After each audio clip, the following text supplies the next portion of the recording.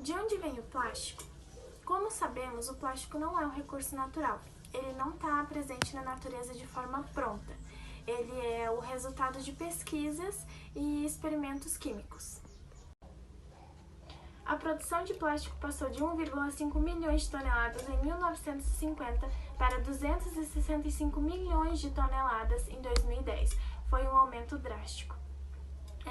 E o plástico demora, em média, 400 anos para se decompor.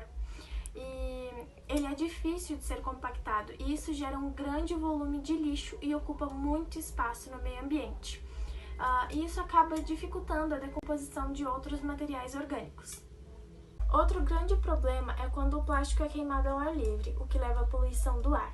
E a vida marinha também sofre muito com os efeitos da poluição por plástico no mar. Os animais frequentemente se sufocam com o lixo que fica flutuando na superfície e muitos desses animais acabam confundindo essa poluição com os alimentos. E o plástico acaba entrando na cadeia alimentar dos animais marinhos. O plástico é produzido por nós e a responsabilidade também é nossa. Nós temos visto cada vez mais nas redes sociais e na televisão pedidos de ajuda para a natureza.